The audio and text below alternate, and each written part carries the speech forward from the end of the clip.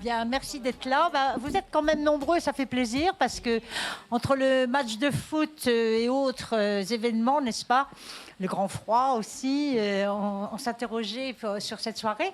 Mais finalement, on est content que vous soyez tous là. Je veux remercier tous ces jeunes. Alors, je vous explique qui ils sont. Et ce sont les jeunes de l'UPEC, de l'Université de Créteil, qui sont amenés par nos amis Frédéric Mentondon, Tifing Sissoko, Zora, qui est absente, Baka, qui ne peut pas être là ce soir, elle est grippée malheureusement, mais qui participe à chaque séance du Cercle Cinéphile. Pas les mêmes, parce qu'ils sont très nombreux comme étudiants. Donc on les a divisés en groupes. Ils viennent une soixantaine à chaque fois. Beaucoup de filles, hein. Beaucoup de filles. Levez voir la main les garçons là. 1, 2. Voilà, donc et nous, ouais, déjà la dernière fois c'était ça, sciences de l'éducation à l'UPEC. Mais en tout cas, l'idée c'était de faire participer les jeunes à la découverte du monde à travers l'image, le cinéma, dans un ciné-club un peu particulier ici, puisqu'on fait beaucoup de politique, avec un grand P, hein, je vous rassure. La politique au sens de l'engagement, de la participation. On ne veut pas laisser ça à nos élites. Vous comprenez pourquoi, je suppose, je ne vais pas développer. Et donc, on est content que vous soyez là, parmi nous les moins jeunes, quand même. Pas si vieux que ça, voilà, pas si vieux que ça. Et donc, on a cette soirée eurafricaine. Eurafricaine, pourquoi ? Parce que nous cherchons à travailler depuis maintenant une dizaine d'années, voire un peu plus, sur le renouvellement des relations entre l'Europe et l'Afrique. Vous avez peut-être suivi un peu dans la dernière période, ça s'est un peu tendu avec nos amis africains, et notamment les amis de l'Afrique de l'Ouest, où la France était très, très présente, a colonisé d'ailleurs plusieurs des pays, et aujourd'hui qui a du mal quand même, à part quelques entreprises, dont je vais citer les noms bientôt, à se sortir, du mal à se sortir de l'arrogance et de la domination dans ces pays-là, qui ont besoin de démocratie et d'ouverture et de changement et de croissance inclusive, hein, de croissance qu'ils développent à partir de leurs richesses. Elles sont nombreuses en Afrique, évidemment, on va en parler tout à l'heure. Mais par contre, on ne sait pas encore les transformer ou on ne sait pas les exploiter. L'eau faisant partie du sujet. Voilà. Donc ce soir, après des séances sur l'Argentine, sur la Russie, sur l'Arménie, sur la Nouvelle-Zélande, la Colombie la dernière fois, ce soir c'est l'Afrique. J'avais avant un festival de cinéma complet sur l'Afrique. On va intégrer plutôt l'Afrique avec tous les autres pays du monde, je crois que c'est bien. Et au moment où les frontières ont tendance à se refermer, où le monde se divisait en blocs, de nouveau, nous, on a envie de casser tout ça et d'aller à la rencontre des peuples, de leur culture, et de les faire connaître. Alors, les faire connaître aux jeunes, parce que les jeunes ne connaissent pas beaucoup les autres, ni beaucoup l'histoire de notre propre pays. Donc, c'est important qu'ils participent à ce genre de séances. Et puis, bien sûr, dans un mélange avec d'autres générations et puis de toute nationalité. Alors, ce soir, nous avons la soirée sur l'eau. L'eau qui a été d'ailleurs à l'ordre du jour, mais Roland nous en parlera, de l'année 2022, pour essayer de réduire l'inégalité d'accès à l'eau potable et à l'assainissement dans les pays qui n'en ont pas, ou en tout cas au sein même des pays, des populations entières qui n'en ont pas. Ça touche l'Afrique, 640 millions d'Africains, mais pas seulement, puisqu'il y a 2 milliards d'habitants dans le monde qui n'ont pas accès à l'eau potable et à l'assainissement. Donc vous imaginez, nous on tourne le robinet, ça marche, on ne se pose pas de questions. On laisse couler, hein, quelquefois même, un peu comme l'électricité, mais il va falloir faire attention maintenant, un peu plus d'ailleurs. Voilà, donc ce soir, on a une soirée sur l'eau avec un très beau film, Marcher sur l'eau, de Aïssa Maïga. Peut-être certains d'entre vous l'ont déjà vu, on le verra après le débat, qu'on va animer d'ailleurs sur ces questions de nouvelles coopérations, nouvelles relations pour développer l'eau en Afrique. Alors, c'est sous la responsabilité des Africains, bien sûr, mais pas seulement. Ils ont besoin de coopération, de savoir-faire, de transfert de technologie. Donc, les entreprises en France, certaines d'entre elles, en tout cas, sont très présentes. Je veux citer Eiffage, c'est un partenaire très important que j'aime beaucoup, parce qu'il va vous expliquer un peu comment il travaille en Afrique. Et puis, on se connaît depuis maintenant 10-12 ans, avec Olivier Boussige, qui est dans la salle, qui était d'ailleurs un directeur de l'école de 2IE école de manager et d'ingénieur à Ouagadougou, dont le directeur, Amadou Maïga, sera là au Zoom. On peut peut-être mettre le Zoom pour savoir si Amadou est déjà en piste, si j'ose dire, et qui a été aussi le président de la Fédération de l'eau au Mali. Bonjour Amadou. Et donc, qui nous fait le plaisir d'être là. Je l'ai connu comme directeur, comme membre d'Eurafrique 21 et comme responsable de la fédération, un des responsables éminents de la Fédération de l'eau au Mali. Il est membre maintenant de l'Académie des sciences au Mali. Il fait des conférences dans le monde entier sur les enjeux de l'eau. Donc, il nous fait le plaisir d'être là ce soir. Et puis Anne-Laure, évidemment, je ne t'oublie pas, qui est la déléguée générale de l'Union des industries de l'eau en France, qui rassemble des grands groupes, dont Eiffage, mais aussi Veolia, Bouygues, La Sor et d'autres. Tu nous en diras peut-être quelques mots. Alors l'idée, c'est pas de vous présenter tous ces gens-là longtemps, parce que sinon on y passerait notre heure. Je vais leur donner la parole tout de suite. On va voir, j'ai oublié Roland Portela, mais je vais lui donner la parole en premier. Donc ça me permettra de le présenter mieux. Donc lui, il est président de la CAD, Coordination pour l'Afrique de demain. C'est pareil, on doit travailler ensemble depuis une dizaine d'années maintenant, Roland. Et il a fait d'ailleurs une très grosse initiative cette année dans le cadre du Forum de l'eau, sur l'eau, avec 60 recommandations pour améliorer la situation en Afrique. Il ne va pas les lister, ce n'est pas ça l'idée. Il va nous offrir un petit diagnostic de la réalité de l'eau en Afrique. Et puis Amadou ciblera plus l'Afrique de l'Ouest et le Mali. Et puis après, on verra comment, avec les entreprises françaises en l'occurrence, mais européennes aussi, on peut travailler, renouer les contacts qui sont en train de s'effilocher, si j'ose dire, dans une situation très tendue géopolitique. Donc, pour développer tous les pays du monde et avec beaucoup plus de fraternité. Ça reste notre leitmotiv ici. Donc, je vais donner la parole à Roland, qui va nous présenter un petit diagnostic de la situation. Ensuite, Amadou nous parlera du Mali et des enjeux de l'eau quand on n'en a pas potable, les conséquences que ça a sur les populations, la pollution, etc. Et puis ensuite, je donnerai la parole à Anne-Laure qui nous dira comment les entreprises françaises se mobilisent ou pas pour aller coopérer en Afrique et travailler dans l'intérêt réciproque, bien compris, bien sûr. Et puis, on terminera par Nicolas Sureau, qui est le directeur des projets à Eiffage Infrastructure et à l'international. Et il a beaucoup d'expériences à nous restituer, une en particulier à Thiès, je crois, non ? mais entre autres, voilà, sur l'assainissement. Et je veux d'ailleurs saluer ici, je ne sais pas s'il est revenu, mais mon petit-fils Darren Gampene, qui a fait son stage à Eiffage et qui a travaillé sur le projet de Thiès. Donc, je te remercie encore une fois et je donne la parole à Roland. Lourde responsabilité. Bonjour à tous. Non, un diagnostic, ce serait peut-être un peu prétentieux de ma part. C'est vrai qu'au sein de notre club, nous sommes un think tank socio-économique. On a travaillé sur l'eau depuis à peu près une dizaine d'années. Et puis, ces dernières années, le public que nous avons nous ont demandé de faire des recommandations. Alors, on était un peu peinés parce qu'on s'est dit on n'est pas industriel de l'eau, nous ne sommes pas opérateurs de l'eau, mais peut-être qu'avec l'expérience qu'on a, c'est-à-dire en fait la création d'outils d'aide à la décision, on peut faire certaines recommandations. Donc, on avait fait ce premier travail déjà il y a à peu près, c'était en 2016. Et puis, dernièrement, donc en 2022, on l'a renouvelé. Et puis, on a eu plus de questionnements que de réponses. Alors, je veux me placer un peu sous le paradigme du citoyen, lambda africain.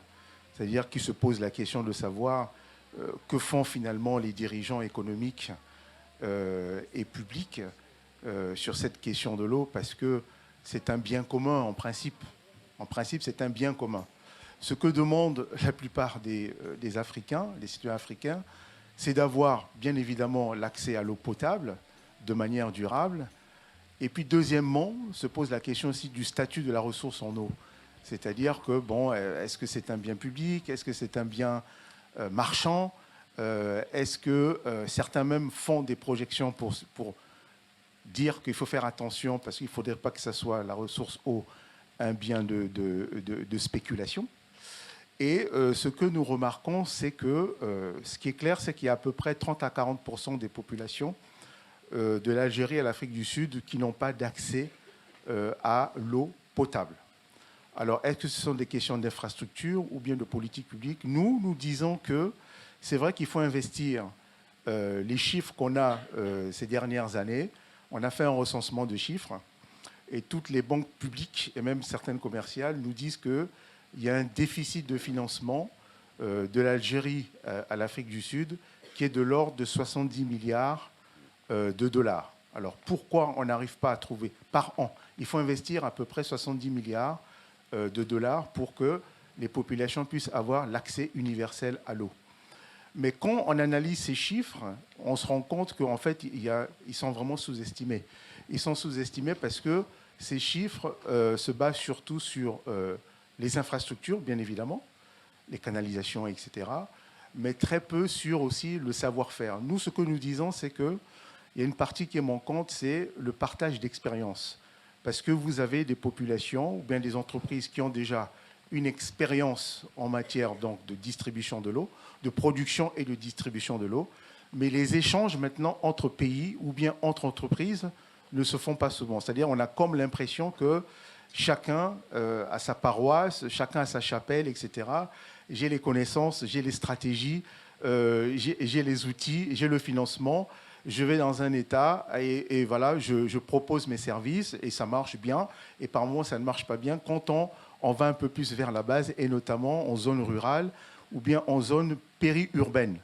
Nous pensons que s'il y avait une mutualisation des compétences, une mutualisation des savoir-faire, eh bien, ça va faire émerger d'autres types d'acteurs qui ne sont pas forcément des grands groupes, mais qui sont des start-up qui innovent sur des moyens de distribution et d'accès à l'eau en se basant un peu sur les savoir-faire ou bien les pratiques d'un ancien temps, peut-être pour certains, où on mutualisait certains puits, etc., pour payer au jour le jour l'eau. C'est-à-dire le puits. C'est-à-dire vous allez, il y a un puits, il y a un forage, machin et tout, on paye l'eau, etc. Parce que finalement, avoir des systèmes de paiement d'accès à l'eau à l'occidental, on voit que ça ne marche pas toujours. Et c'est ce qui a créé finalement la faillite de certaines compagnies ou bien de certaines sociétés nationales d'eau.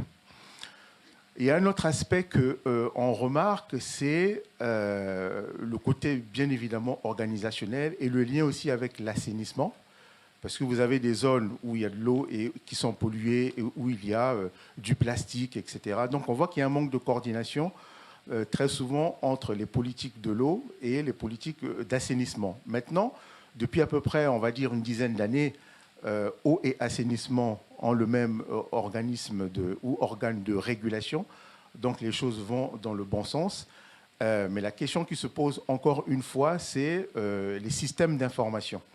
C'est-à-dire qui a les véritables données. Et aujourd'hui, on voit des mouvements ou bien des groupes de consommateurs et d'usagers ou de clients, ça dépend des mots, et qui disent aux États, on veut avoir une transparence sur, 1, la qualité de l'eau, 2, le prix. Comment se définit le prix? C'est un peu comme pour l'électricité.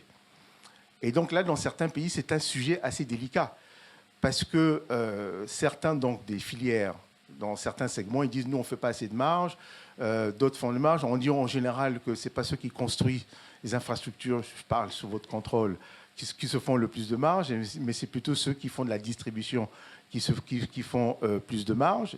Et quand on interroge ceux qui font la distribution de l'eau, ils disent non, ce n'est pas nous. Donc c'est qui a la plus grande marge finalement?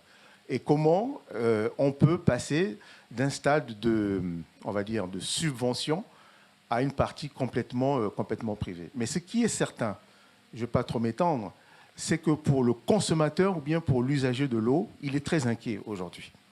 Parce qu'il se dit, je veux payer le juste prix.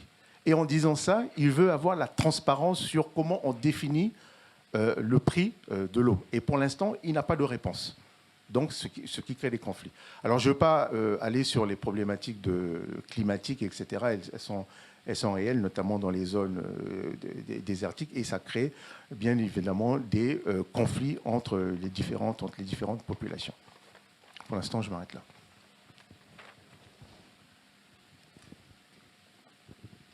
Ok, merci. Alors peut-être que Amadou va nous offrir un petit bilan, une petite photographie de ce qui se passe en Afrique de l'Ouest. Amadou, je t'interroge là-dessus.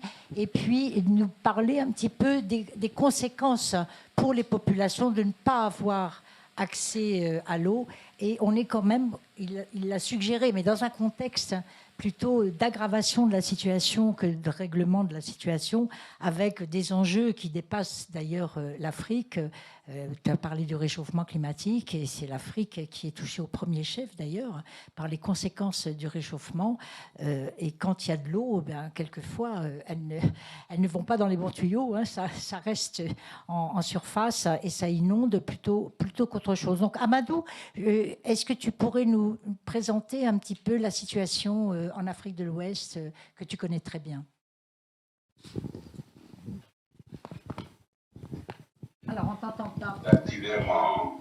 Merci. Bonsoir à tous. Je suis heureux d'être avec vous aujourd'hui et de vous prendre une dizaine de minutes pour vous faire un peu le point de la façon dont j'ai compris. Le premier intervenant qui vient de terminer a évoqué plutôt la question d'accès à l'eau potable. Malheureusement, j'ai beaucoup de choses à dire là-dessus, mais ma présentation était plutôt basée sur la question de la gestion des ressources en eau et des défis liés à la gestion des ressources en eau. Alors, je ne sais pas, je vais essayer de partager mon écran qui arrive. Si je teste mon écran et partage où? Alors, François, est-ce que tu peux passer les slides Voilà, parce que là, voilà.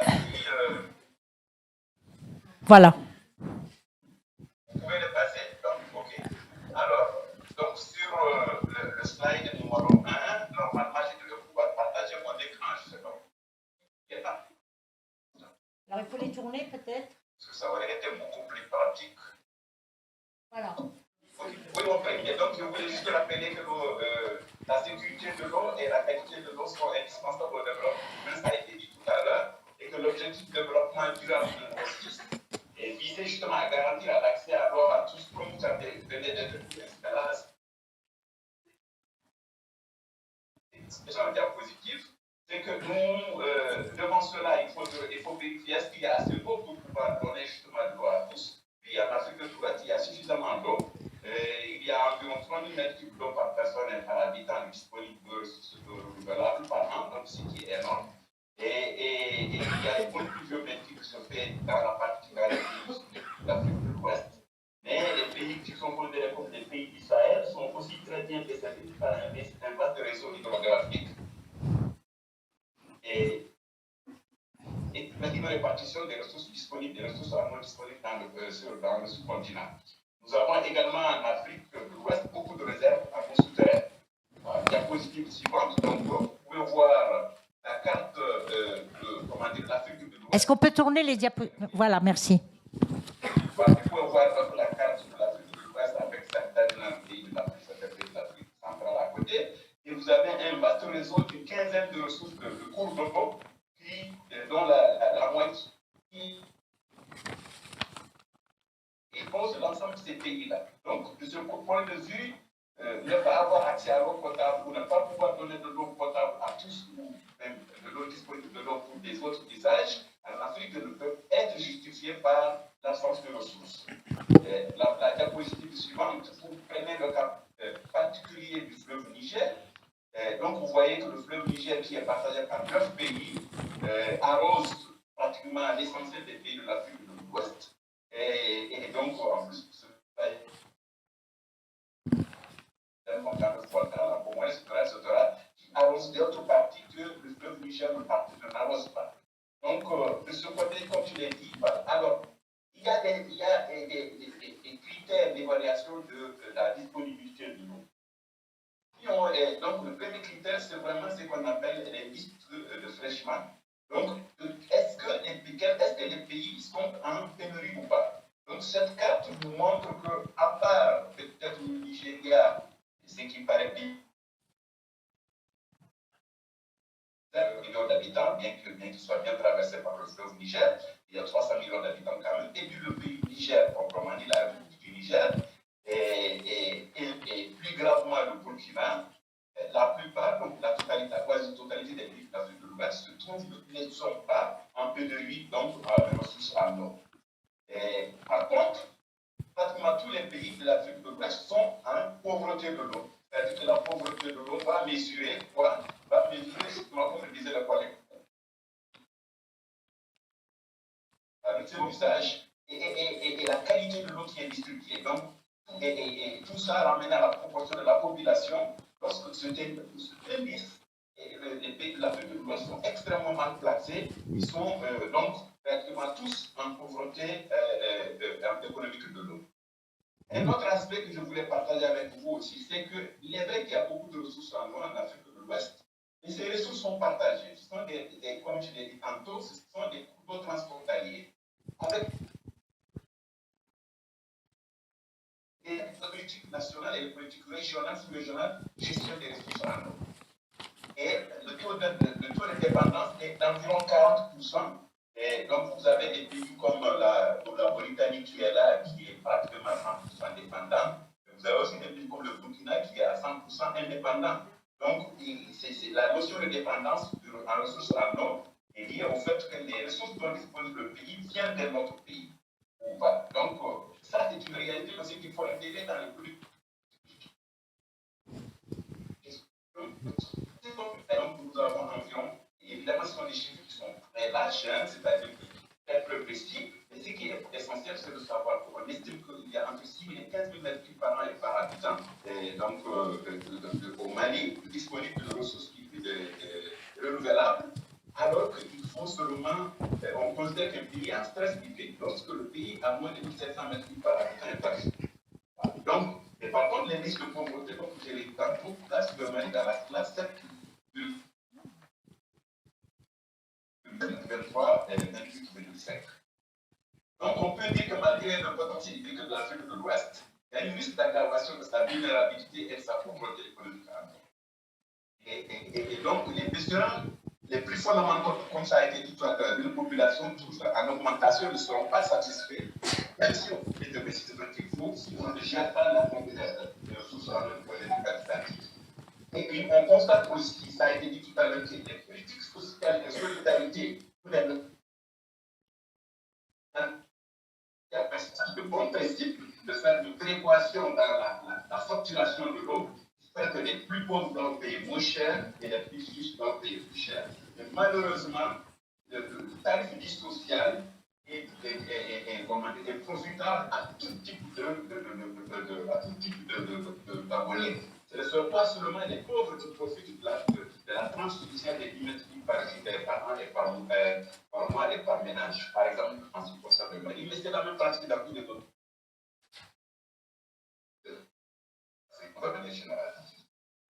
Donc, il y a également des menaces qui sont liées à la variation du climat. Donc, on parle du changement climatique, mais c'est surtout la variabilité du climat. Par exemple, cette année au Mali et dans l'Afrique de l'Ouest, il y a énormément d'eau, excès d'eau. Et aujourd'hui, nous vivons dans beaucoup de pays des inondations, pas seulement les inondations liées aux pluies, ça s'est passé maintenant, mais les inondations liées au développement des plans de cours d'eau. Donc, ça, c'est un problème également qu'il faut intégrer. Et les pays à l'institut spécialise les outils de planification et de gestion des ressources en eau.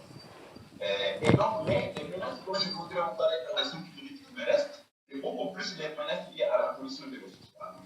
Pour qu'on puisse accéder, réaliser l'objectif 1 qui est l'accès à tous pour l'eau potable et à l'assainissement correct, il faut absolument maîtriser la pollution d'origine domestique qui se fait, qui est énorme aujourd'hui, et on sait que ça croît au niveau des villes et des villages en Afrique de l'Ouest.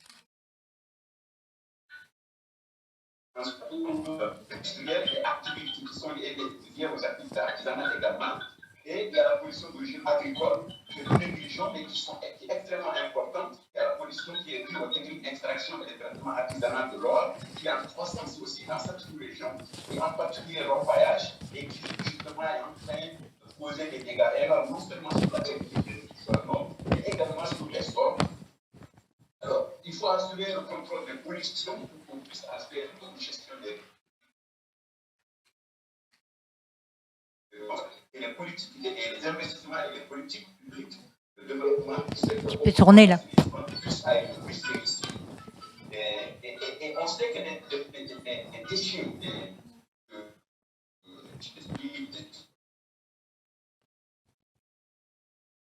il y a aussi des déchets qu'il ne faut absolument pas négliger et qui sont extrêmement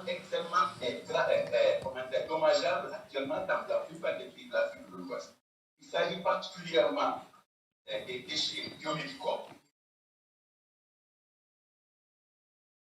des centres de santé publics et privés qui utilisent énormément de réactifs produits qui posent des actes médicaux et qui recherchent dans les ressources en eau souterraines et de surface des sous-produits qui sont extrêmement dangereux et qui sont négligés. Et pourtant, ils interfèrent au niveau de la qualité de l'eau dans les plans d'eau et ils se retrouvent dans l'eau qu'on va prendre et ils sont difficiles à traiter. Et il y a des déchets plastiques, ça a été fait tout à l'heure également. C'est des grains de papier et qui posent d'autres problèmes. Et ensuite, il y a les usagers. Donc, tout ça, c'est des sources de pollution que les gens ils ne connaissent pas, ils négligent ou ils ne sont pas vraiment au fait du danger que ça représente. Il y a les pesticides et les herbicides. Aujourd'hui, les Africains, les paysans africains ont découvert les herbicides pour justement faciliter et éliminer tout ce qui est mauvaise herbe au niveau des agriculteurs à l'agriculture. Mais malheureusement, tous les produits qui sont utilisés dans cette filière, mais tous, ils ne sont pas tracés, c'est-à-dire qu'on ne les connaît pas, il n'y a pas un système de traçage qui permet justement de pouvoir les gérer.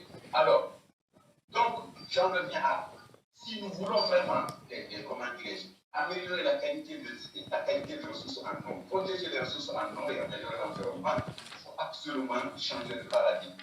Les systèmes d'assainissement individuel n'est pas, il est supposé être le moins cher que les pays pauvres, mais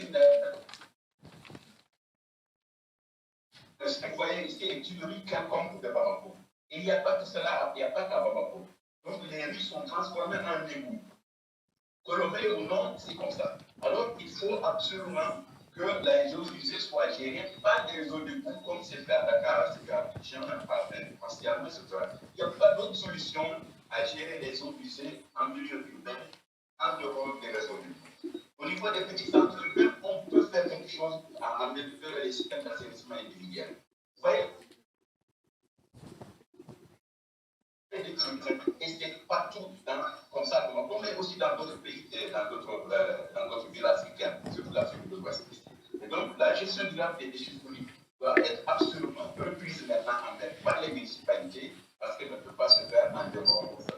Donc, pour conclure, moi, je dirais, oui, il faut investir pour collecter des eaux, pour capter des eaux sous forme de souterrains. Il faut traiter, il faut envoyer dans les réseaux de distribution. Il faut rentrer dans les coûts, investir, mais aussi d'assurer l'accès à tout le monde en fonction de la capacité de payer de chacun. Mais avant cela, il faut absolument se recentrer sur la gestion des ressources en eau elles-mêmes et en particulier sur le contrôle des pollutions. Et cela nécessite l'engagement aussi bien des collectivités que des politiques et des partenaires techniques et financiers. Donc, je vous remercie.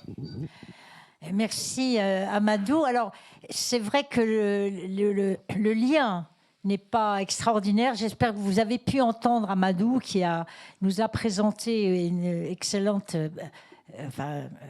vous avez pu lire les supports. On va vous les diffuser. Hein. On va vous les diffuser pour tous ceux que ça intéresse, ou tous ceux qui sont là, les jeunes en particulier. Vous avez vu tout ce qu'il y a à faire, en tout cas, dans ces pays-là. Et il a voulu nous montrer à quel point les eaux, ce que tu as dit d'ailleurs en entrée de jeu, alors que l'Afrique ne manque pas de ressources en eau, on n'arrive pas à doter les populations d'eau potable déjà. Il y a les enjeux d'assainissement et d'infrastructures d'eau potable, mais aussi tout ce qui est lié à la pollution de l'eau. Ça, c'est vraiment très important. Et Amadou a fait des propositions extrêmement importantes de gestion des eaux par les municipalités au niveau des collectivités. Ça rejoint un peu ta solution au niveau local, mais est-ce que ça ne doit pas s'appuyer ça aussi sur des politiques nationales, voire régionales, puisque on l'a entendu, les cours d'eau, en particulier les fleuves. Alors le Niger, ça traverse 9 pays. Je sais que le Nil en traverse, je ne sais plus combien, 11, je crois. Et tous les fleuves, aussi, le fleuve, comment s'appelle-t-il, le fleuve Sénégal aussi, qui lui est peut-être en avance du point de vue de l'aménagement de ces rives et puis il y a le fleuve Congo aussi, puisque tu es congolais. Voilà, comment mettre à la disposition des populations les ressources en eau pour qu'elles puissent avoir non seulement de l'eau potable, mais qu'elles puissent ne pas tomber malades. Vous n'en avez pas parlé. Je sais que la première cause des maladies mortelles dans ces pays-là, c'est pas seulement le choléra, mais les maladies liées à l'eau, avant le palu. Donc, est-ce vrai? Est-ce pas vrai? Comment ça se passe? Que boivent les gens quand ils n'ont pas d'eau potable? Comment ils vont se ressourcer, etc. Ça, c'est des questions peut-être que Amadou et Roland, avant de passer la parole à Anne-Laure et à Nicolas, vous pourriez nous dire un petit mot sur ces questions-là. En gros, c'est 70% des maladies en Afrique sont liées à la mauvaise qualité de l'eau. C'est les chiffres en gros qu'on a. Mais pour revenir un peu sur l'intervention d'Amadou, c'est Amadou, hein? Amadou, mais moi, je me pose une question de responsabilité. Parce que sur le problème de la pollution des eaux, que font les États africains réellement? Parce qu'il y a un problème de rapport de force. Alors, il est vrai que toutes les entreprises, quelles que soient les origines, ont des chartes de gouvernance RSE. On dit qu'ils allaient respecter les normes, ils allaient respecter l'environnement, etc. Mais quand on regarde dans la réalité, dans certains pays, c'est dramatique. C'est dramatique que ça soit, je ne cite pas de nom, hein, mais je dis des sociétés de ciment, qu'elles soient étrangères ou locales, de bâtiments, d'énergie. Hein, pétrole, etc. Et au Gabon, il y a une grosse problématique là actuellement avec une société qui aurait pollué les eaux. L'affaire est en justice et on dit que c'est par miracle, je ne sais pas. L'ONG qui a fait des réclamations et qui a poursuivi en justice cette société a eu gain de cause.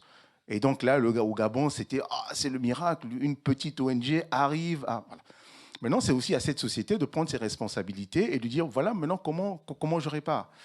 Et il y a une autre problématique aussi, c'est celui, en fait, de la coordination intersectorielle. Parce que dans certains territoires, vu que de plus en plus la ressource en eau ça devient problématique, entre un industriel, les agriculteurs, les gens du bâtiment, etc., on voit qu'il n'y a pas de coordination pour répartir la ressource en eau. Parce que vous avez certaines industries qui ont besoin d'eau pour produire, les agriculteurs, bien évidemment, les gens du bâtiment, etc. Et donc, finalement, tout comme il y a eu à l'époque, ou même toujours, sur les conflits riverains par rapport à l'eau, vous avez aujourd'hui, maintenant, des conflits entre types d'entreprises pour avoir la ressource en eau. Et là encore, l'État, en Afrique, ou bien les collectivités, n'arrivent pas à gérer ça. Alors, est-ce que c'est parce qu'ils se débinent? Moi, je crois que, très franchement, moi, je suis cru, ils se débinent. Ils se débinent parce qu'ils ne veulent pas jouer ce rôle de responsable, de dire, bon, le côté secteur industriel, vous allez utiliser l'eau à hauteur de, vous, le bâtiment, les agriculteurs, etc. Parce qu'après aussi, bon, c'est une question de... C'est pour ça que les usagers demandent beaucoup plus de transparence. Amadou, peut-être un mot là-dessus? Oui. Est-ce que tu veux réagir à ce que dit sur la responsabilité des acteurs, finalement, de la collectivité locale à l'État? Comment mieux gérer les ressources pour responsabiliser aussi les utilisateurs, c'est les entreprises, les agriculteurs, c'est ça, là. Et pour que les populations aient accès également, parce que les populations, elles sont un peu marrons dans cette affaire, si j'ai bien compris. Pas partout. Il y a des inégalités au sein même des pays, au sein des villes, entre les quartiers riches, si j'ose dire, parce que ça existe en Afrique, hein, faut pas croire, et les quartiers pauvres, ou bien les quartiers périphériques, ou les zones rurales dans la brousse, évidemment, c'est pas du tout la même situation. On verra dans le film après, d'ailleurs, qu'il y a des familles et des enfants et des femmes qui passent 3 heures de leur temps par jour pour aller chercher de l'eau, qui n'est pas obligatoirement potable, d'ailleurs, entre parenthèses. Donc, est-ce que tu voulais rajouter un petit mot par rapport à la remarque de Roland sur les responsabilités? Et puis, on va voir comment les entreprises françaises se comportent, elles, en Afrique.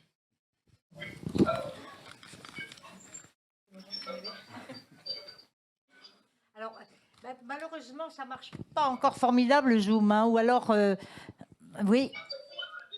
Oui, on t'entend.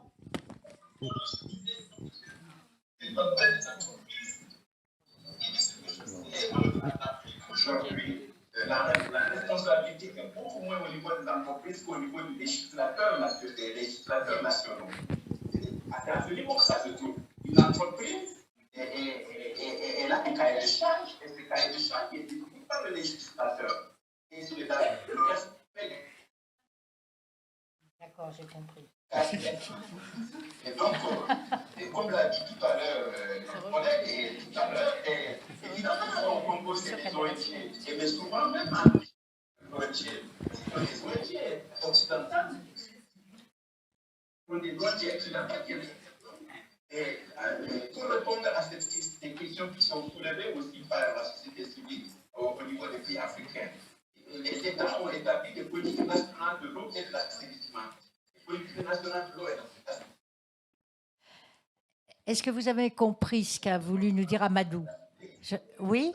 Non. Alors, peut-être... Alors, en quelques mots, si j'ai bien compris, mais Roland, tu me rediras.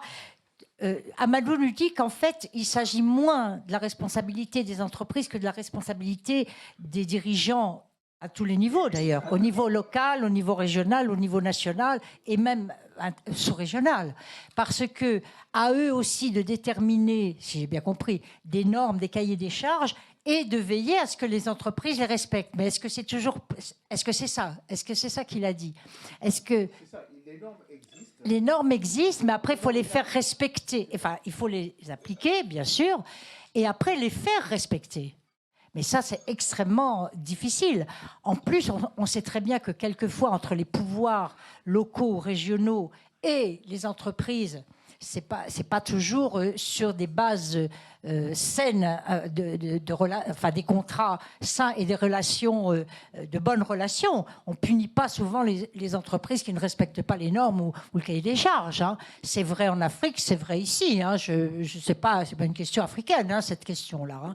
Donc, il faut bien sûr responsabiliser les acteurs. Ça, c'est une question extrêmement difficile, encore plus peut-être dans des pays où les populations n'ont pas toujours accès non plus à la décision ni à la responsabilité. Donc on laisse aussi les acteurs.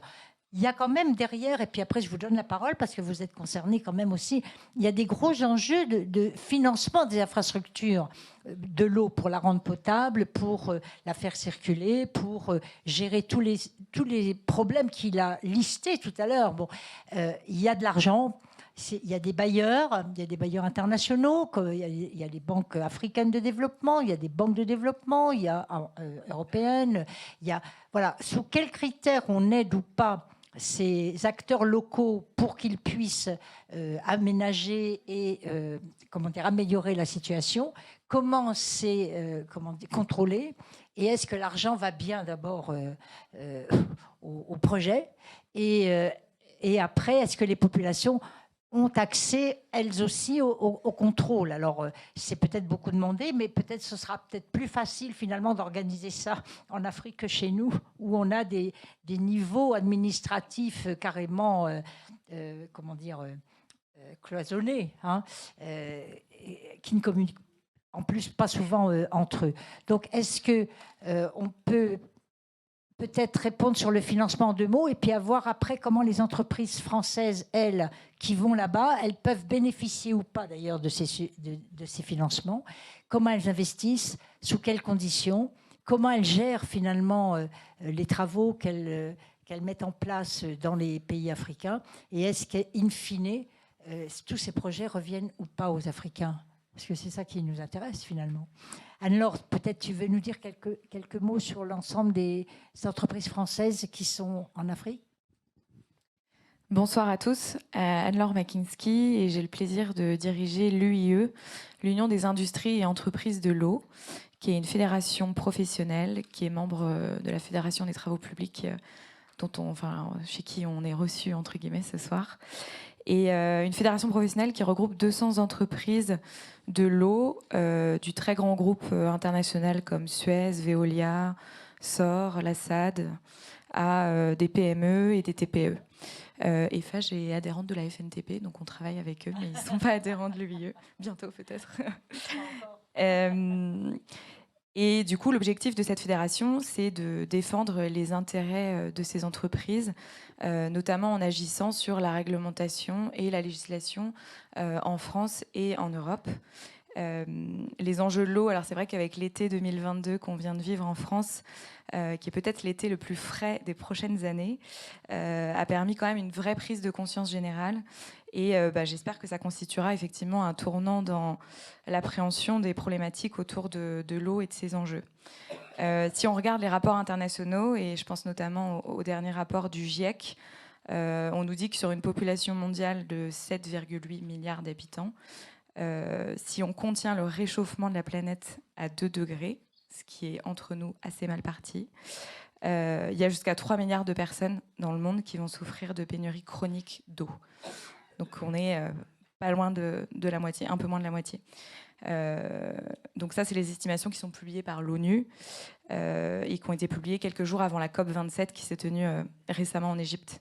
Et le Moyen-Orient et l'Afrique du Nord notamment vont être des zones où le réchauffement climatique va être vraiment accentué et 20 à 30% plus violent qu'ailleurs dans ses impacts. Aujourd'hui en Afrique, on dit que sur 1,3 milliard d'habitants, il y a au moins 400 millions de personnes qui n'ont pas accès à l'eau potable. Donc du coup, j'ai échangé avec pas mal de nos entreprises pour essayer de comprendre les enjeux de l'eau en Afrique et comment elles essayaient à leur échelle d'agir pour participer à leur résolution ou au moins à la dynamique pour trouver des solutions. Je retiens du coup 3 enjeux principaux que j'ai envie de partager avec vous ce soir. Le premier, il a été évoqué déjà par Amadou et puis par Roland, c'est évidemment l'accès à l'eau potable pour tous, qui est une difficulté qui varie selon les zones géographiques. Et puis aussi en fonction surtout d'un paramètre qu'on n'a pas encore trop évoqué dans nos débats, qui est l'évolution de la démographie en fait. Il y a de la ressource en eau disponible en Afrique dans pas mal de régions. Par contre, il y a aussi une évolution démographique qui est très rapide et qui fait aussi que la ressource elle est disponible mais pas forcément au bon endroit pour le bon nombre de personnes qui sont concernées. Après, le deuxième enjeu dont j'ai envie de vous parler aussi ce soir, c'est effectivement bien sûr l'assainissement, donc le traitement des eaux usées, avec des enjeux de préservation de la santé, de préservation de la ressource. Amadou a traité quelques-uns des impacts, notamment effectivement sur les milieux aquatiques et sur la santé humaine, sur notamment l'infertilité par exemple. Il y a de plus en plus d'études qui paraissent sur ce sujet.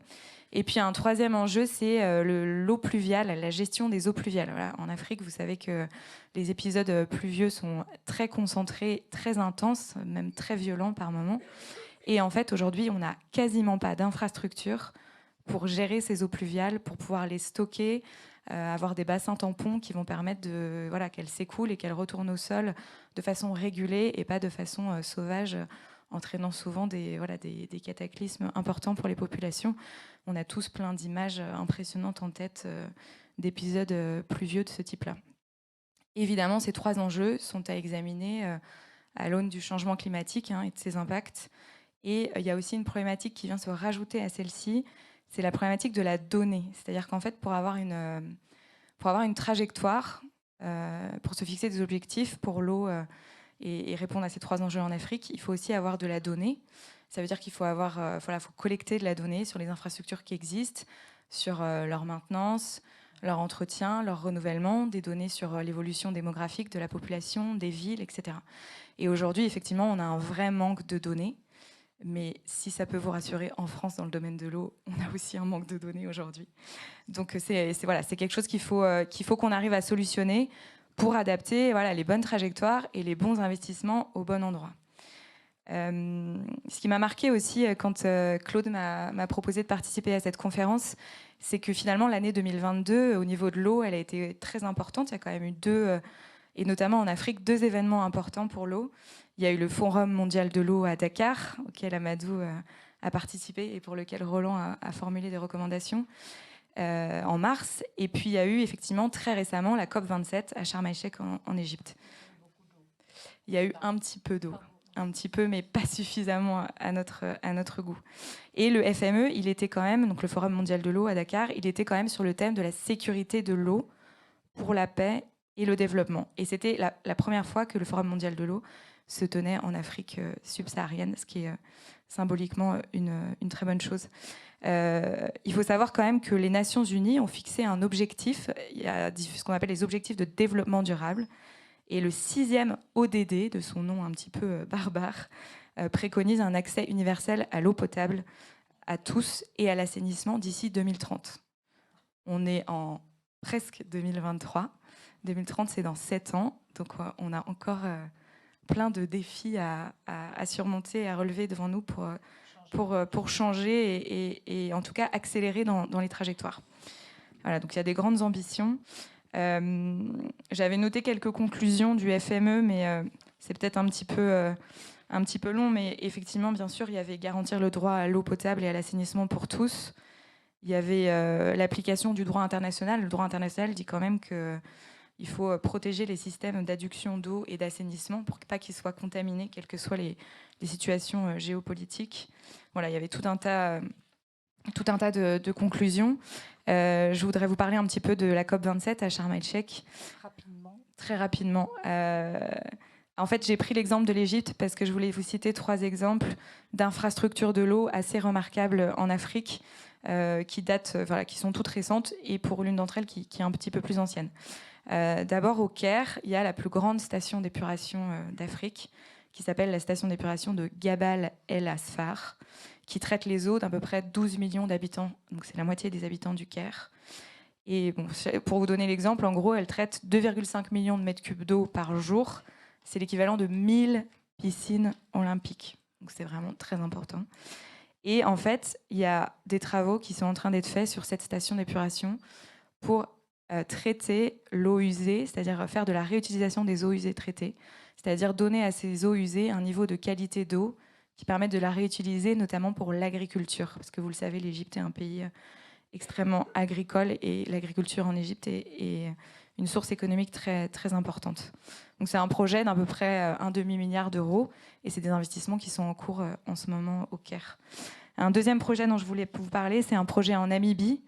Alors j'ai pris la Namibie parce que c'est un pays où il pleut à peu près 250 millilitres d'eau par an. Et il y a à peu près 83% d'évaporation de cette eau. Donc autant vous dire qu'il y a un vrai souci de ressources en eau. Et c'est un pays où il y a pas mal de forages et de barrages. Et en fait, avec la géopolitique de ces régions, eh bien, la ressource en eau via les forages et les barrages n'est pas toujours garantie. Donc on doit faire face à des pénuries d'eau. Du coup, cette ville de Windhoek en Namibie, elle a cherché des solutions alternatives. Et elle a développé une solution assez inédite qui date d'il y a quand même une 50aine d'années. Donc c'était vraiment assez pionnier quand ça a été développé. Elle fait de la réutilisation des eaux usées et elle les transforme en eau potable en fait. Donc elle donne un niveau de traitement de l'eau qui permet de faire de l'eau potable pour les habitants. Alors en France, par exemple, aujourd'hui, sachez qu'on réutilise seulement 1% des eaux usées, traitées. Donc je trouve ça assez remarquable de se dire qu'en Afrique, il y a des pays qui ont osé innover il y a une 50aine d'années pour générer de l'eau potable. Et le dernier projet dont je voulais vous parler, c'est un projet à Abidjan, en Côte d'Ivoire.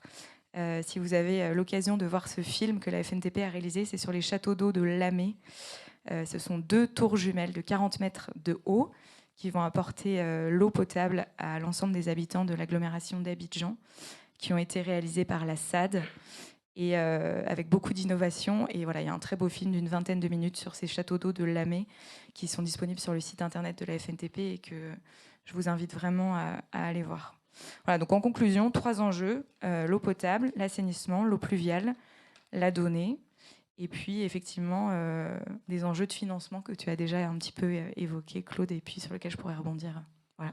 Oui, alors évidemment, quand on entend nos amis, on se dit il y aurait de quoi faire un colloque de plusieurs jours, n'est-ce pas? Mais on va pas le faire ce soir. On voulait donner un peu une prise de conscience des enjeux qui sont posés, et notamment à certains pays plus forts qu'ailleurs, et dans ces pays, quelques bons exemples. On va entendre Eiffage maintenant qui investit en Afrique, et pas seulement d'ailleurs, mais vont nous parler surtout de l'Afrique. Je salue la présence d'Olivier, je l'ai déjà dit tout à l'heure, mais qui lui aussi a suivi le projet à Thiès, quoi, au Sénégal, si je comprends bien, et Nicolas qui va nous dire un petit peu comment Eiffage s'implique et se mobilise pour répondre à des besoins énormes des populations en Afrique. Merci beaucoup, bonsoir à tous. Donc nous, effectivement, je vais vous parler du point de vue du constructeur. Et ça va rejoindre assez rapidement et assez facilement les sujets qui ont été évoqués, la responsabilisation des acteurs et des décideurs locaux, le financement et la façon dont nous, aujourd'hui, les entreprises de construction, donc qui avons normalement une durée de vie relativement limitée dans le pays, puisqu'on vient construire, et une fois qu'on a construit, on est censé donc donner vie à l'ouvrage, à une maîtrise d'ouvrage. Et c'est d'ailleurs pour ça que nous ne faisons pas partie de l'EIE, c'est que nous ne sommes pas, nous, exploitants de la ressource en eau, de l'eau traitée ou de l'eau usée, etc. Nous sommes véritablement un constructeur. Donc, aujourd'hui, et depuis très longtemps, les acteurs français ont ancré leurs entreprises dans les localités. Nous sommes tous africains chez Eiffage ou d'autres groupes français. Mais aujourd'hui, ça va bien au-delà de l'ancrage local. Il faut davantage comprendre effectivement ce que nos clients attendent, ce dont nos clients ont besoin. Et bien au-delà, il faut surtout les accompagner, ce qui vient être un changement vraiment fondamental dans l'approche des projets pour nous, les entreprises de construction. Donc ça passe par plusieurs choses. De plus en plus aujourd'hui, notamment je prends l'exemple de l'eau en Afrique, où nous, Eiffage, nous répondons à 50% de nos activités sur appel d'offres et quasiment 50% où nous faisons ce qu'on appelle donc des négociations directes avec les donneurs d'ordre africains pour développer les projets avec eux. C'est véritablement un accompagnement depuis le début dans le développement technique du projet pour les aider à identifier leurs problématiques et trouver les solutions techniques adaptées, mais également pour les accompagner dans la gestion derrière. Et ça, c'est relativement nouveau parce qu'effectivement, nous avons souvent, malheureusement, des régies des eaux, qu'elles soient potables, eau usée, ou des municipalités qui gèrent également les eaux pluviales. Ce sont des entreprises ou des autorités qui sont relativement faibles dans leurs moyens. Alors leurs moyens en ressources humaines, mais également surtout techniques et financières. Et ça bloque véritablement leur développement. Et donc, ça passe également par le financement des projets. Donc nous, le groupe Eiffage, nous développons des projets où nous, dès le début, nous investissons du temps et de l'argent dans les études très préliminaires, jusqu'aux études de détail, la construction et l'accompagnement à l'exploitation et avec la recherche de financement. Et dans ces recherches de financement, il y a effectivement des vraies problématiques que souvent les autorités locales ne gèrent pas comme il le faudrait, et c'est ce que disaient effectivement Amadou et Roland sur la gestion des ressources. Et donc, vous avez sûrement entendu des termes comme tout ce qui est étude d'impact environnemental, étude d'impact social. Et bien ça, effectivement, aujourd'hui, nous, les entreprises, nous avons davantage de responsabilités et d'intérêt à nous impliquer dans ces phases-là qui sont pourtant très en amont par rapport à notre activité et à notre business direct. Mais c'est une obligation aujourd'hui pour effectivement être sûr que ces projets soient menés de la bonne manière.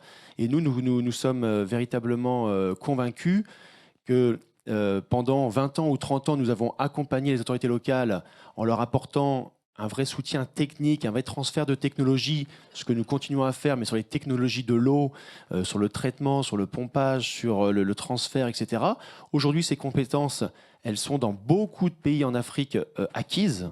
Et beaucoup d'entreprises locales ou régionales sont des entreprises reconnues aujourd'hui sur la place et qui sont nos concurrents. Donc nous sommes relativement fiers aussi d'avoir des concurrents africains. Hein. Clairement, nous, on préfère des concurrents africains que chinois, turcs ou autres, sans aucune discrimination de nationalité.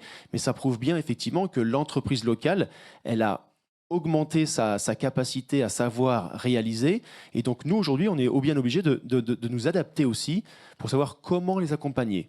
Au-delà de la construction, il y a une phase amont et phase aval. Je vais effectivement vous prendre l'exemple du projet de Thiès. Thiès est la deuxième ville du Sénégal, après donc sa capitale Dakar.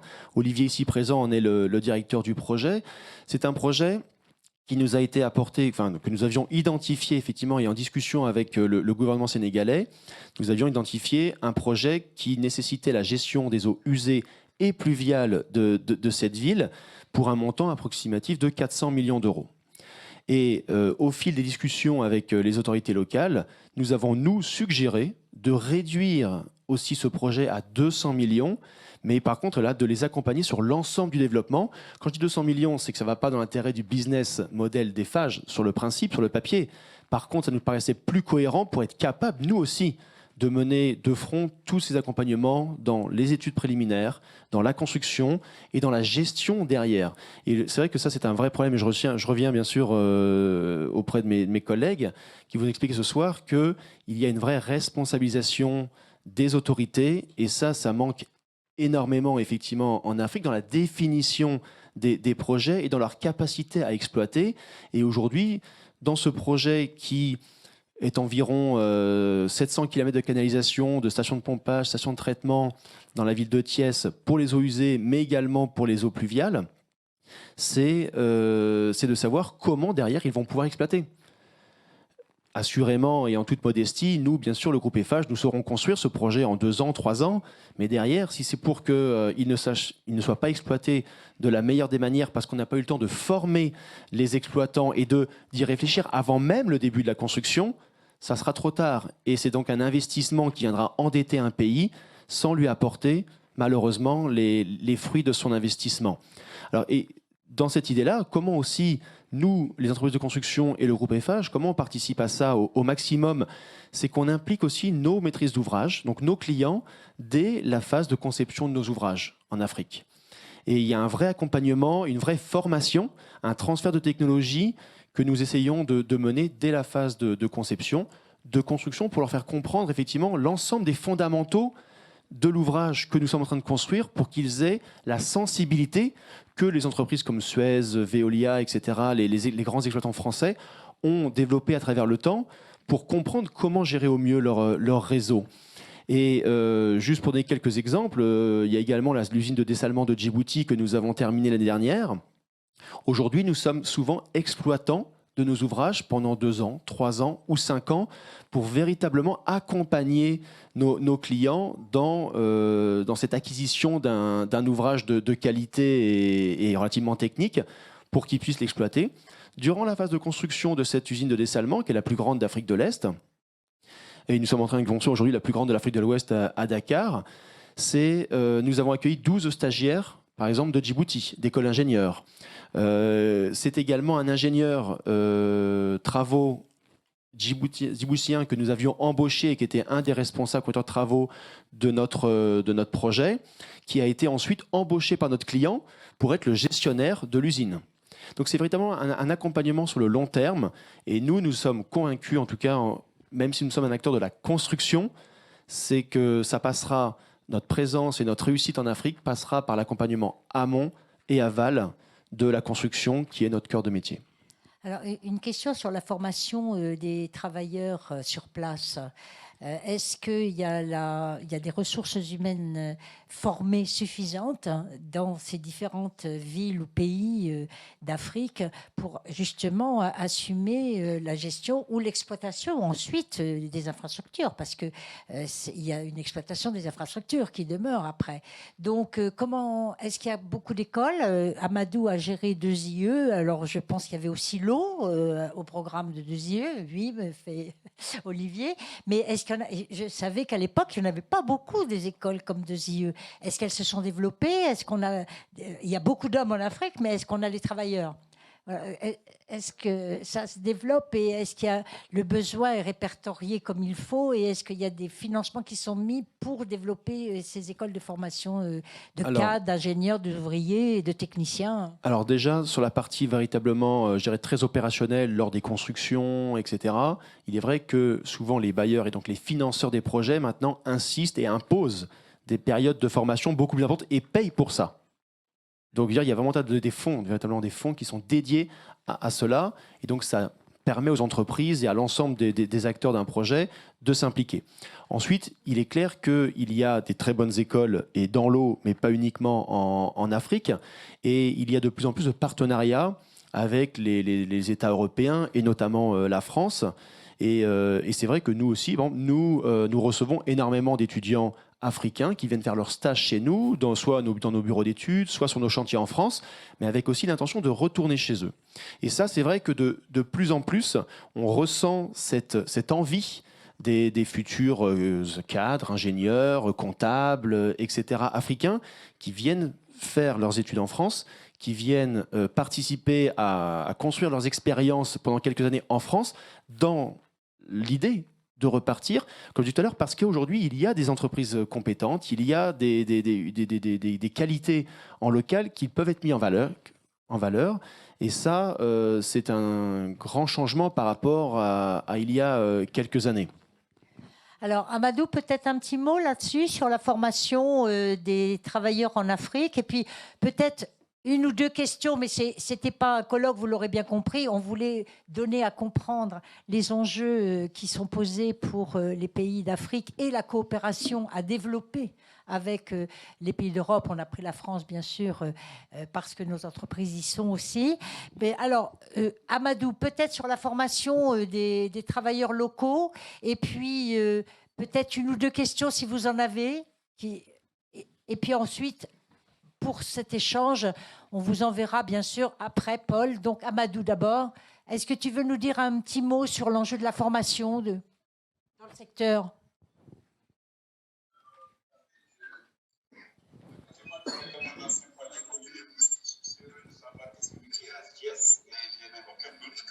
Un excellent projet sous sa direction. Alors, oui, effectivement, tout à l'heure, vous l'avez dit tout à l'heure, effectivement, la formation, l'essentiel de la formation est de l'eau, et il y a les défis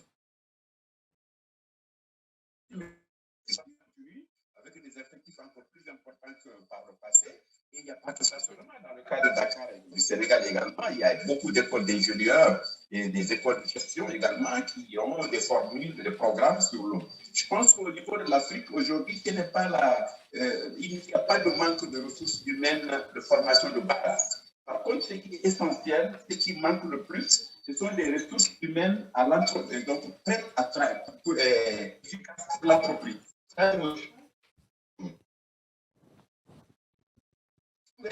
la formation académique doit se faire au niveau de l'entreprise. Certaines entreprises de la SDE, la Sénégalaise des eaux, ou la SODECI, la Société d'exploitation des eaux de Côte d'Ivoire, tout comme l'ONEP au Maroc, ont de véritables programmes internes et donc de formation à l'entreprise, à la culture de l'entreprise. Donc je crois que c'est surtout de ça qu'il s'agit. Pas la formation de base, ça, elle existe, il y en a assez. Et en particulier, la gestion. Parce que la question, comme l'a dit tout à l'heure, donc je crois que c'est essentiel. Les infrastructures, les instruments de financement ne peuvent être opérationnels que lorsque il y a un mécanisme d'exploitation des investissements et de laquelle exploitation comprend aussi bien la maintenance que, comment dirais-je, l'expansion, la prévention, etc. Tout ça, et c'est ça qui est important. Pas seulement la gestion financière, mais la gestion technique de l'électricité des infrastructures. Et voilà, c'est ce que je voulais dire. Je voulais juste dire un mot sur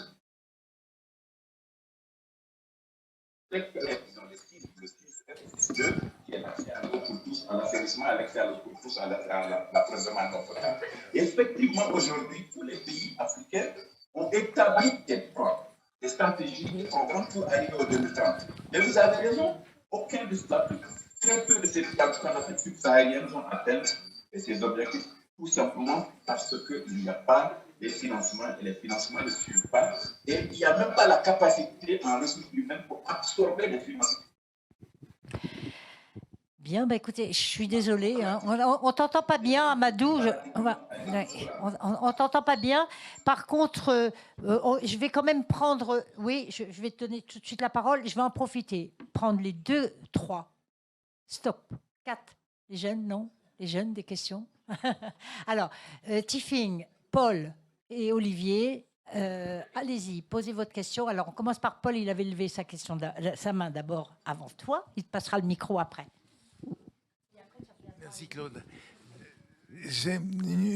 Paul Arnaud, juriste. J'ai une question essentiellement pour Monsieur Nicolas et Anne-Laure. Il s'agit de savoir, Eiffage, c'est une entreprise de construction. Il s'agit de savoir, le prix est assez conséquent de construire des centrales d'approvisionnement en eau et de purification des eaux. J'ai cru comprendre que c'était une question, ça se réglait par des endettements. Est-ce qu'il y a au niveau des financements, est-ce que vous pouvez expliquer un peu plus ce qu'il en est? Et pour la dame, j'ai surpris dans sa bouche lorsqu'elle parlait des ODD, Objectifs de développement durable. Qu'est-ce qu'ils ont apporté, d'après elle, au niveau des financements? Alors, Tiffy, on va prendre les 3 questions et puis on fera un petit retour à la tribune et après on arrêtera le débat. Oui. Très bien. Bonjour, bonsoir, Tiefing Sissoko. Moi, en tout cas, la question de la responsabilité, j'ai beaucoup appris de ce que vous avez annoncé. La question de la responsabilité des autorités, des États, je crois que c'est indéniable. Mais il y a une question de fond, en fait, qui rejoint la réflexion de Thomas Hobbes sur la pauvreté. Le sens absolu de la pauvreté, c'est comment se fait-il qu'on ait autant de ressources, qu'on ait autant de biens sur Terre et que certains en soient privés. Donc ça, c'est véritablement une question je dirais, de fond. Et dans ce raisonnement, c'est dire qu'il y a certaines ressources qui doivent échapper à la loi du marché. Et je me dis, peut-être dans quelques années, on va se retrouver à réfléchir sur la qualité de l'air que l'on respire et peut-être des cabines de chute pour pouvoir respirer la bonne air. Alors, bon, je dis ça parce que l'eau nécessite des coûts aujourd'hui qui sont insupportables pour les populations. Souvenez-vous, il y a quelques années, de la révolte au Brésil, parce que le coût d'accès à l'eau était extrêmement élevé. Donc, je me dis, au regard de vos expériences, depuis des années qu'on travaille sur la question de l'eau, est-ce qu'il y a en la matière des avancées majeures? Vous avez cité les bonnes pratiques de transformation de l'eau ou de stratégie de récupération des eaux. Est-ce qu'on peut, en tout cas, est-ce que vous avez des expérimentations qui permettent de mieux voir ces genres de choses, ou pourquoi est-ce qu'on ne les voit pas assez, ou en tout cas pas suffisamment? C'est quand même l'eau, quoi. Bon, merci.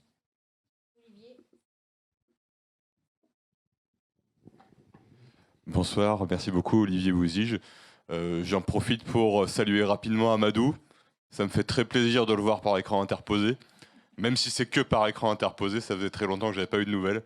Donc voilà, salutations spéciales pour Amadou, je suis très content de vous revoir.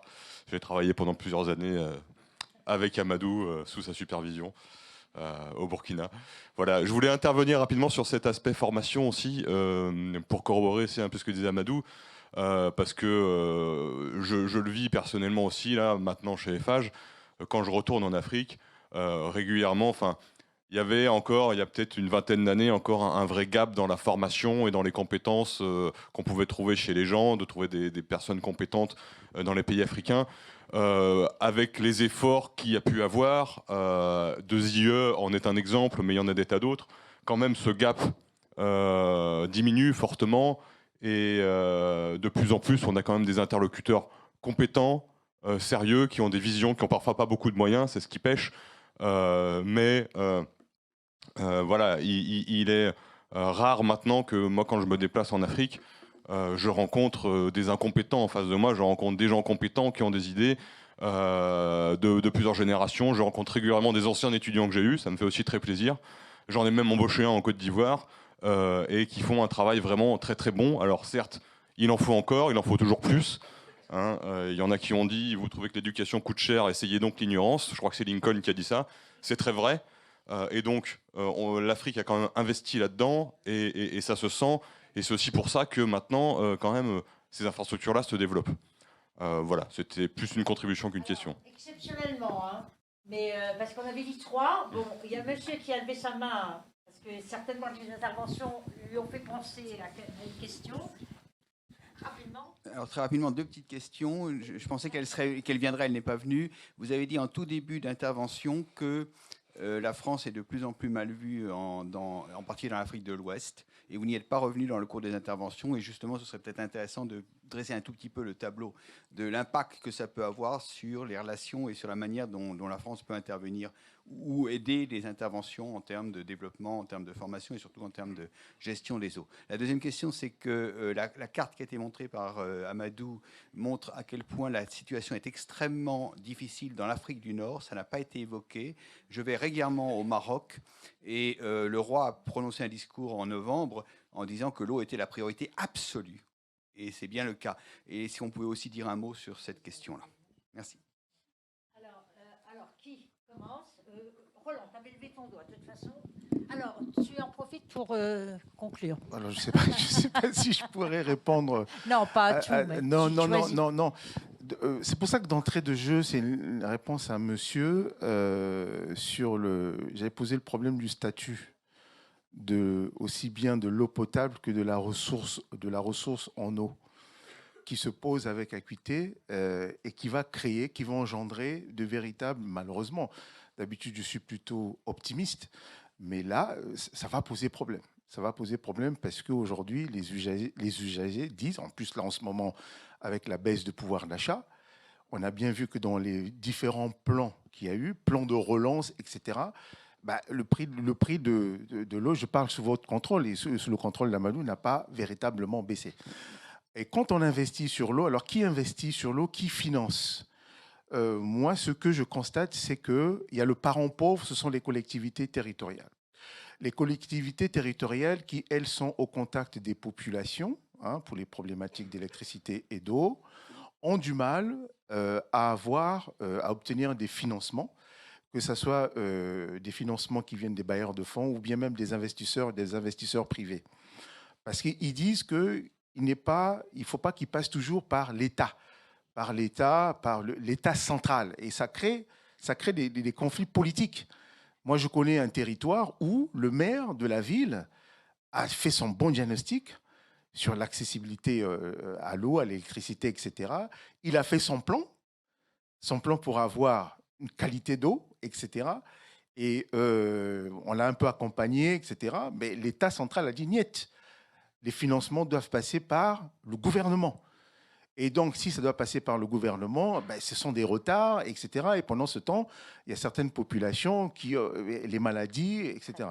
Donc, il faut innover sur ce qu'on appelle les financements décentralisés, etc. Alors là, il y a une voie qui est en train de se dessiner.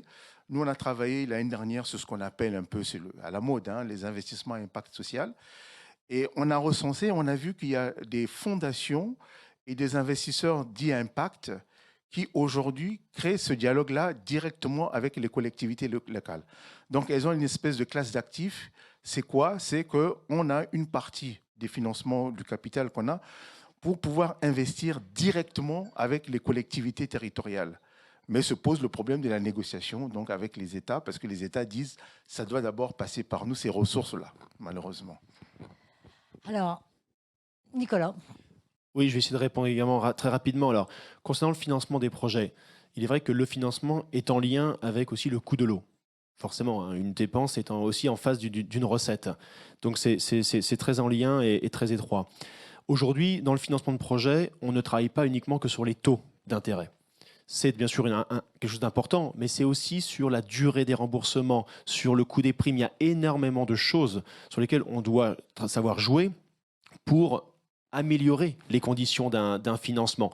Et nous, c'est vrai que dans nos équipes aussi de construction, nous avons désormais des spécialistes des financements qui nous accompagnent pour mener tout ça dans l'intérêt de nos clients, puisqu'effectivement, ce n'est pas l'entreprise qui va s'endetter, c'est bien l'État, mais on essaie de lui apporter le meilleur schéma, et notamment par exemple, sur les durées de remboursement. Pourquoi ? Parce que aujourd'hui, on arrive à avoir, par exemple, sur des taux, sur des financements sur prêts concessionnels, par exemple, c'est 40 ans de remboursement, 40 ans, 15 ans d'années de grâce. Donc, pour sans parler de manière barbare, c'est effectivement un État va s'endetter sur 40 ans, mais il va commencer à rembourser que dans 15 ans.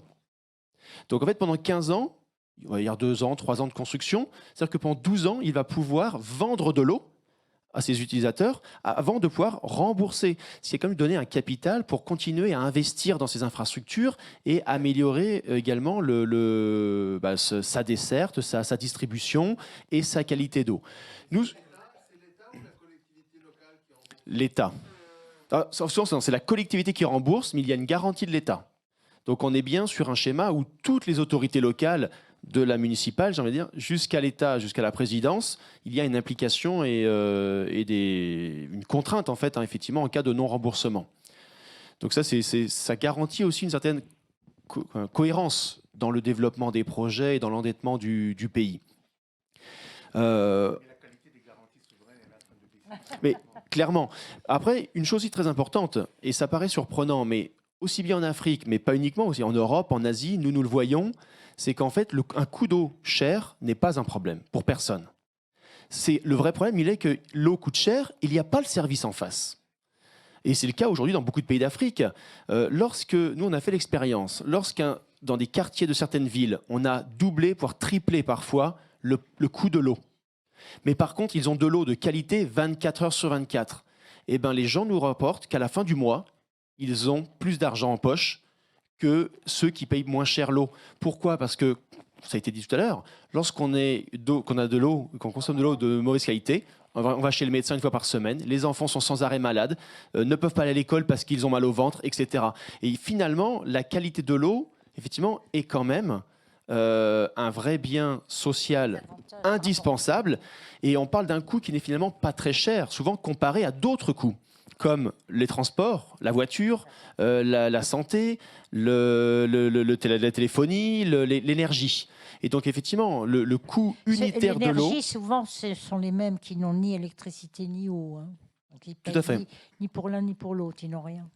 Donc voilà, le but n'étant pas d'augmenter le coût de l'eau de manière disproportionnée, mais c'est surtout d'assurer la qualité d'un service. Et ça, alors, Nicolas, ça va changer. Anne-Laure, parce que je suis obligée de vous couper, on a nos chanteurs qui nous attendent, et après on a un film. Et après on mange. Alors la question sur les ODD. L'ODD numéro 6, je ne sais pas si ça marche bien, si vous m'entendez. L'ODD numéro 6 que je citais tout à l'heure, donc l'accès à l'eau potable et l'assainissement pour tous à horizon 2030, ça fait partie des objectifs que se sont fixés les Nations Unies et qui guident les politiques mondiales dans un certain nombre de domaines, notamment l'adaptation au changement climatique. Je ne suis pas suffisamment spécialiste pour vous dire dans quelle mesure ça influence ou pas les financements, mais j'ose espérer que tous les bailleurs sociaux et tous les appels qui passent par la Banque mondiale, l'AFD par exemple en France qui finance beaucoup de projets, sont effectivement guidés par ces ODD. En tout cas, je pense que c'est le cas, mais j'essaierai de creuser davantage pour vous apporter une réponse plus précise. Sur la partie tarif, prix de l'eau. Alors, je ne représente pas les exploitants, en fait. Les entreprises qui sont adhérentes à l'UBE, c'est des entreprises qui construisent des infrastructures ou qui les équipent. Donc, je ne suis pas sur l'exploitation. Mais après, sur la partie prix de l'eau, c'est un sujet qui est toujours très épineux, le prix de l'eau. En France, c'est un sujet qui est éminemment politique, le prix de l'eau. C'est toujours trop cher. Vous savez combien ça coûte un mètre cube d'eau en moyenne en France ? Vous savez ? C'est 4 €. 4,11 € le prix moyen du mètre cube d'eau en France. Bon, après, ça va du simple au double en fonction des endroits. Un mètre cube d'eau, c'est 1000 litres. Si vous divisez 1000 litres par 4 €, ben, vous vous rendrez compte que l'eau, c'est pas si cher que ça. En fait, l'eau, je suis tout à fait d'accord sur le fait que c'est un bien commun et qu'elle doit être la plus accessible possible au maximum, enfin, à tout le monde. Mais en fait, ce qui est facturé dans le prix d'eau, c'est le service avec les infrastructures et les équipements pour l'amener en fait jusqu'à chez vous. Donc en tout cas en France c'est comme ça que ça fonctionne la facture d'eau. Et sur votre facture d'eau vous avez toute une partie c'est assez vertueux comme système. Vous avez toute une partie qui est versée à travers la facture d'eau, vous collectez pour financer vos infrastructures, leur maintenance, leur renouvellement, etc., via une redevance qu'on verse aux agences de l'eau, par exemple. Voilà. Donc c'est effectivement très politique, c'est effectivement toujours jugé trop cher. Bien sûr qu'un prix de l'eau à 4 € du mètre cube en Afrique, c'est pas la même chose qu'un prix de l'eau à 4 € du mètre cube en France, on peut pas comparer.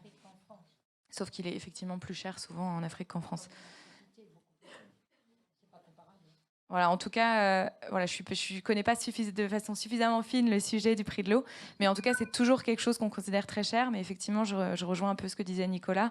Si on compare à d'autres services, le téléphone, l'Internet, etc., au final, dans l'absolu, ce n'est pas si cher que ça. Oui, enfin, on ne va pas lancer le débat. Amadou, tu auras pour finir, mais attention, en Afrique, il y a énormément de populations qui n'ont pas de rémunération. Il n'y a pas d'argent dans les familles. On vit avec quoi, $1, $2 par jour, et encore par jour, quelquefois pas. Il y a des populations qui sont privées d'eau et d'électricité. D'ailleurs, ce sont les mêmes, très souvent. Donc, il y a peut-être quand même à réfléchir au niveau de la distribution d'électricité ou de l'eau à des péréquations qui permettent quand même l'accès à l'eau de toutes ces populations. Donc, je sais que nous, on a eu un débat à Ouagadougou, je ne sais pas si tu te rappelles, Amadou, sur à quoi ça sert l'impôt.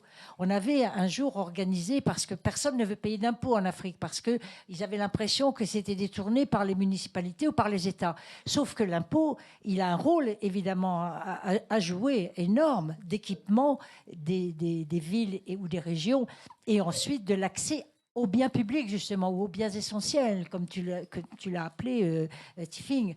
Donc là, il y a aussi à réfléchir pour que ce ne soit pas toujours les mêmes qui ont accès à tout. Comment on fait dans un continent où quand même il y a 1 milliard, 400 millions d'habitants, parce que c'est quand même ça le challenge. Et il y a encore la moitié qui n'ont pas accès à l'eau ni à l'électricité. Donc là, on a quand même un problème humain essentiel, mondial, qui ne se pose pas qu'aux Africains. Alors, on salue les efforts des entreprises qui y vont. Et elles n'y vont pas seulement pour les beaux yeux des Africains, elles y vont aussi gagner de l'argent, c'est normal, c'est dans l'intérêt mutuel. Par contre, il faut vraiment réfléchir à l'aménagement de ces zones entières, d'autant plus que, vous l'avez souligné, réchauffement climatique à la pluie, qui va venir perturber complètement le développement. Donc là, on a un problème ensemble à réfléchir. Et pour l'instant, que ce soit la COP 15, la COP 27, les ODD et ceci et cela, c'est une liste de promesses. Non, mais il faut quand même le dire. Et l'eau n'était même pas à l'ordre du jour de la COP 27. Très peu, très très peu. Donc voilà, on a fait encore un catalogue de propositions. On a promis encore des milliards de fonds pour l'Afrique. Il n'y a pas encore le premier dollar qui est tombé dans le fond. C'est le cas de le dire.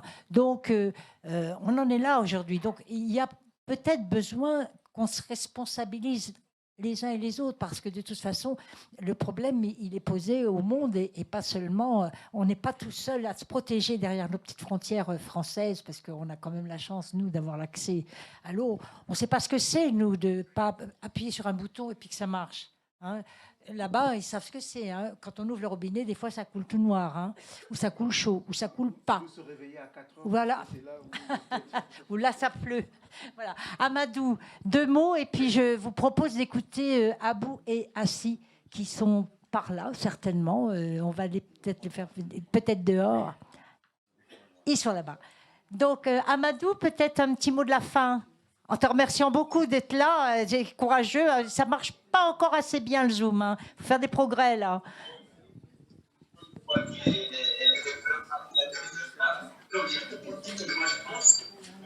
Paul a bien planté le décor. C'est bien Paul, nous connaissons Congolais. Il a bien planté le décor. Le décor, c'est quoi? C'est effectivement de reviser, de revoir tout le système de financement des infrastructures. Jusqu'à présent, c'est l'État. Donc, on passe par l'État parce que l'État qui standard, c'est l'État qu'on donne. Alors que la décentralisation transfère aux collectivités justement la responsabilité, la maîtrise d'ouvrage. Alors, 2 petits mots, Amadou, je répète ce que j'ai compris. ce que disait Roland tout à l'heure, hein, d'entrée de jeu, il y a les infrastructures, évidemment, à penser à l'échelle de l'État et même du continent, certainement peut-être, en tout cas sous-régional, ça c'est évident. Mais il faut décentraliser les infrastructures et le financement pour que les collectivités locales puissent organiser, évidemment, la distribution de l'eau et la gestion de l'eau partout sur les territoires. Bon, on va les applaudir. En tout cas, c'était pas facile. Amadou, un grand merci.